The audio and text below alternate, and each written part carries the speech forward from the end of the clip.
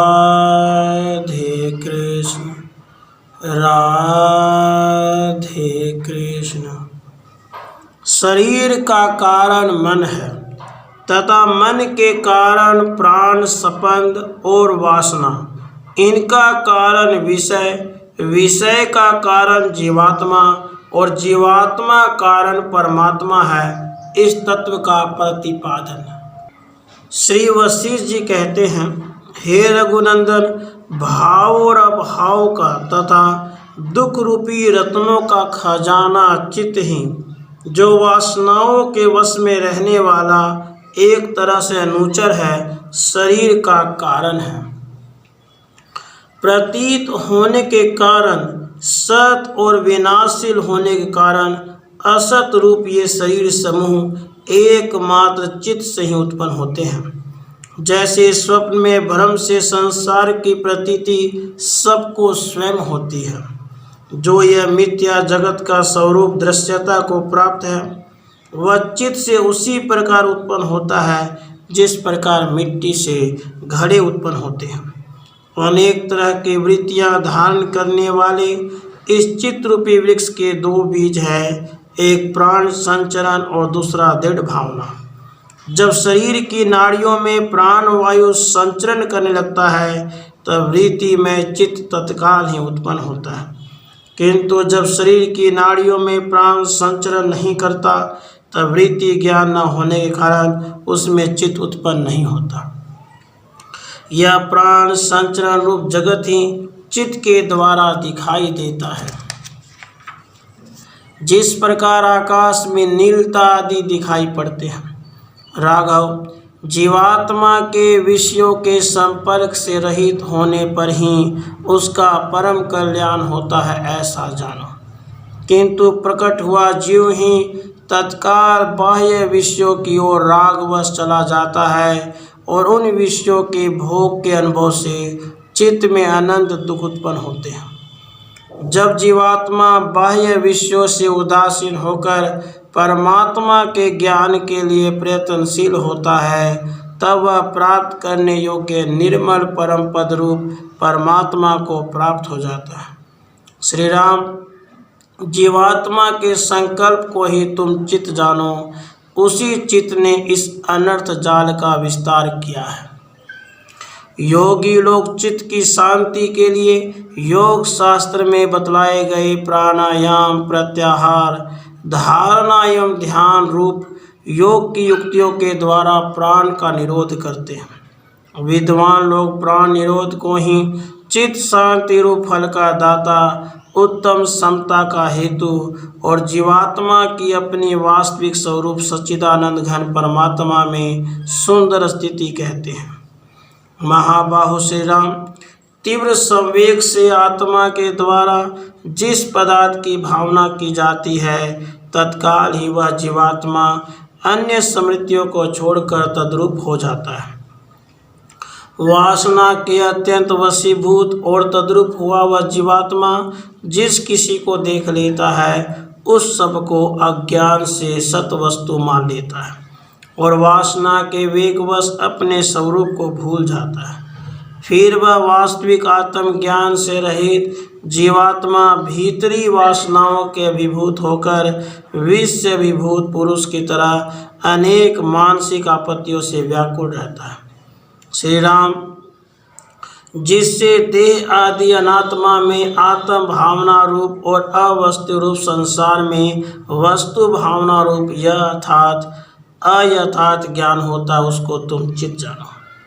दृढ़ अभ्यास के कारण देह आदि पदार्थों में अहम, मम आदि वासना से ही जन्म, जरा और मरण का कारण अति चंचल चित्त उत्पन्न होता है।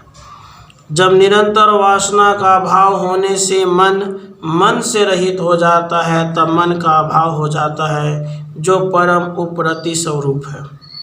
जब जगत रूप वस्तु में किसी पदार्थ की भावना नहीं होती, तब शून्य हृदयाकाश में चित्त कैसे उत्पन्न हो सकता है। श्री राम, मैं तो यही मानता हूँ कि आसक्ति से विनाशील जगत रूपी वस्तु में वस्तुत्व की भावना करना मात्र ही चित्त का स्वरूप है। बाह्य वस्तुओं के असमरण रूप साधन का अवलंबन करने से जो समस्त दृश्य जगत के अभाव की भावना और परमार्थ वस्तु परमात्मा का अनुभव होता है वह अचित कहा जाता है। अतः जिस महामति पुरुष को संस्कार से उत्पन्न विषय रसास्वाद के संबंध से विषयों में आसक्ति उत्पन्न नहीं होती, उस पुरुष का चित्त अचित रूपता को तथा विशुद्ध सत्व को प्राप्त कहा जाता है।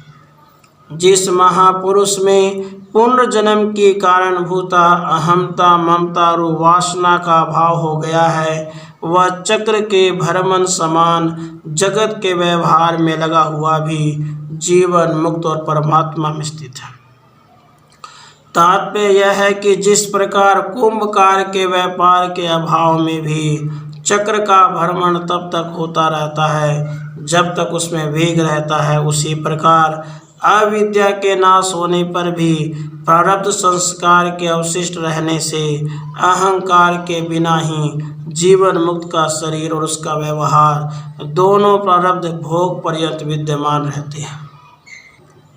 जिनका चित्त भुने हुए बीज के समान पुनर्जन्म से शून्य और विषय अनुरक्ति से रहित है, वे महानुभाव जीवन मुक्त हुए स्थित रहते हैं। जिनका चित्त विशुद्ध सत्वरूपता प्राप्त कर चुका है, ऐसे ज्ञान के पारंगत महात्मा चित्त से रहित कहे जाते हैं। प्रारब्ध का क्षय हो जाने पर वे सच्चिदानंद घन परमात्मा में विलीन हो जाते हैं। वासना का उद्रव गति स्वभाव होने से वह जीवात्मा के शोभकारक कर्म से प्राण स्पंदन का उद्बोधन करती है और उससे चित्त उत्पन्न होता है। एवं स्पंदन धर्म वाला होने से हृदयगत राग आदि गुणों का स्पर्श करके प्राण जीवात्मा का उद्बोधन करता है और कर्म से चित्तरूपी बालक उत्पन्न होता है। श्री राम वासना और प्राण स्पंद दोनों चित्त के कारण हैं। उनमें से किसी एक का लय हो जाने पर दोनों का और उनके कार्य चित्त का विनाश हो जाता है। जैसे विदेह मुक्त ज्ञानी का वासना सहित चित्त और प्राण ब्रह्म में विलीन हो जाता है। वासना और प्राण स्पंदन इन दोनों कारण विषय है, क्योंकि उसी के संबंध से वे दोनों परस्फुरित होते हैं। हृदय में प्रिय और अप्रिय शब्द आदि विषयों का चिंतन करके ही प्राण स्पंदन और वासना दोनों आविर्भूत होते हैं। इसलिए विषय ही उन दोनों का बीज अर्थात कारण है। जिस प्रकार मूल के उच्छेद से वृक्ष तत्काल नष्ट हो जाता है, उसी प्रकार विषय चिंतन का परित्याग करने से प्राण स्पंदन और वासना दोनों ही तत्काल समूल नष्ट हो जाते हैं। हे रघुनंदन, जीवात्मा ही अपनी धीरता का परित्याग करके अपने संकल्प से विषय रूप सा बनकर चित्त का बीज रूप हो जाता है, ऐसा जानो। जिस प्रकार तिल तेल से रहित नहीं है, उसी प्रकार जीवात्मा से रहित कोई भी विषय नहीं है, क्योंकि जीवात्मा सब विषयों में व्यापक है। इसलिए बाहर और भीतर कोई पदार्थ जीवात्मा से अलग नहीं है। अपने संकल्प से चेतन जीवात्मा ही परस्फुरित होता हुआ स्वयं पदार्थ को देखता है। जिस तरह स्वप्न में अपना मरण और भिन्न देश में स्थिति दोनों अपने संकल्प से ही होते हैं, उसी तरह जागृत कालीन पदार्थ भी जीवात्मा के संकल्प से ही होते हैं। रघुनंदन, जिस विवेक अवस्था में अपने पारमार्थिक स्वरूप का अनुभव होता है, वह अपने संकल्प से हुआ स्वस्वरूप अनुभव भी जगत जाल स्वप्न के समान ही है, क्योंकि सच्चिदानंद ब्रह्म अनुभव करने वाला, अनुभव करने योग्य अनुभव इन तीनों से ही रहित है। अतः उस अनुभव को जगत जाल कहना उचित ही है। जैसे बालक को अपने संकल्प से ही प्रेत का और मनुष्यों को स्थानों में पुरुष का भ्रम होता है, वैसे ही संकल्प से उत्पन्न भ्रम से ही चेतन जीवात्मा की पदार्थ रूपता होती है, वास्तव में नहीं।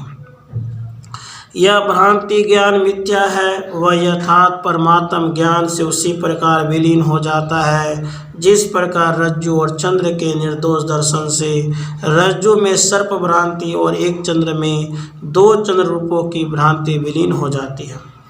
पहले देखा हुआ या ना देखा हुआ जो पदार्थ इस जीवात्मा को भासता है, विद्वान को उसे विवेक वैराग्य और प्रयत्न द्वारा मिथ्या समझकर उसका बाध कर देना चाहिए।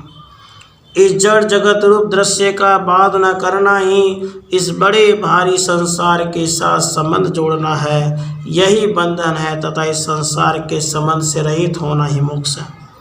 यह महात्माओं का अनुभव किया हुआ निश्चय है, क्योंकि इस जड़ दृश्य जगत का चिंतन ही जन्म रूप अनंत दुख का हेतु है और उस दृश्य चिंतन से रहित होकर सच्चिदानंद परमात्मा में स्थित रहना ही पुनर्जन्म रहित अक्षय सुख का हेतु है। वासना रहित होने के कारण अपनी आत्मा में जब किसी पदार्थ की भावना नहीं रहती और वह परमात्मा के स्वरूप में अचल स्थित रहता है, तब जड़ता से रहित विशाल एवं विशुद्ध यथार्थ ज्ञान की प्राप्ति हो जाती है। इसलिए ज्ञानवान फिर कभी संसार में लिप्त नहीं होता। समस्त वासनाओं का अत्यंत अभाव होने पर निर्विकल्प समाधि से परम आनंद रूप परमात्मा की प्राप्ति हो जाती है। संसार के चिंतन से रहित योगी लोग उसी असीम आनंद में नित्य स्थित रहते हैं। इसलिए संसार चिंतन से रहित योगी चलते बैठते स्पर्श करते और सूंघते हुए भी चिन्मय अक्षय आनंद से पूर्ण और सुखी कहा जाता है। श्री राम, यह जीवात्मा जिसकी भावना करता है उसी रूप में तत्काल परिणत हो जाता है। अज्ञान की भूमिकाओं से मुक्त न होने के कारण जीवात्मा दीर्घ काल बीत जाने पर भी अपना वास्तविक स्वरूप नहीं प्राप्त कर पाता। जीवात्मा ब्रह्म का अंश है, अतः एकमात्र सच्चिदानंद ब्रह्म ही जीवात्मा का कारण कहा जाता है। श्री राम, सत्ता के दो रूप हैं, एक तो अनेक आकार वाली व्यवहारिक सत्ता और दूसरी एक रूप वाली वास्तविक सत्ता। अब उनका विभाग सुनो। घट आदि रूपों के विभाग से जो घटत्व, पटत्व, सवत्व, मत्व आदि उपाधि भूत सत्ता कही जाती है, वह नानाकृति व्यवहारिक सत्ता है।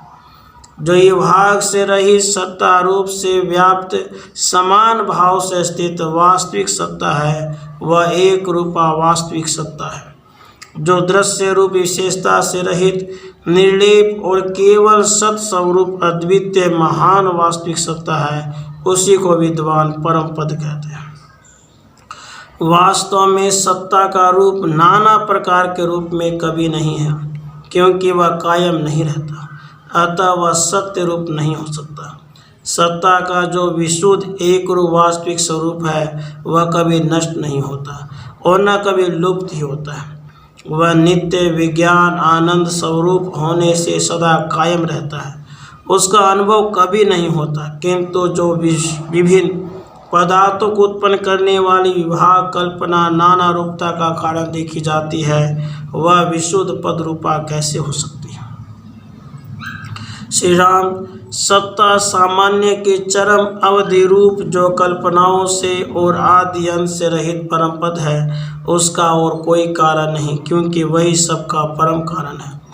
जिस परम पद में संपूर्ण सत्ताएं विलीन हो जाती हैं, उस निर्विकार परम पद में स्थित पुरुष इस दुख में संसार में कभी नहीं आता और वही वास्तव में जीवन मुक्त है। वह परमात्मा ही समस्त कारणों का कारण है, उसका कोई दूसरा कारण नहीं है। वही संपूर्ण सारों का सार है, उससे बढ़कर दूसरी सारभूत वस्तु नहीं है। जैसे तालाब में तटस्थ वृक्ष प्रतिबिंबित होते हैं, वैसे ही उस असीम चिन्मय परमात्मा रूप दर्पण में ये सब पदार्थ प्रतिबिंबित होते हैं। उसी आनंद समुद्र पर ब्रह्म से सभी प्रकार के सुख प्रतिबिंबित होते हैं। उस आनंद में परमात्मा में ही संपूर्ण संसार उत्पन्न होता है, स्थित रहता है, बढ़ता और विलीन हो जाता है। वह परब्रह्म भारी से भी भारी, हल्के से भी हल्का, सतूल से भी सतूल और सूक्ष्म से भी सूक्ष्मतम है। वह दूर से भी दूर, निकट से भी निकट, छोटे से भी छोटा और बड़े से भी अत्यंत बड़ा है, तथा सबका प्रकाशक होने से ज्योतियों का ज्योति है। वह संपूर्ण वस्तुओं से रहित और सर्व वस्तु रूप है, वही सत्य है और वही असत है, वही दृश्य है और अदृश्य है, वह हमता से रहित और अहम स्वरूप है। श्री राम वास्तव में वही विशुद्ध जरा रहित परमात्म तत्व है। उसकी प्राप्ति होने पर चित्त परम शांत हो जाता है। राधे कृष्ण राधे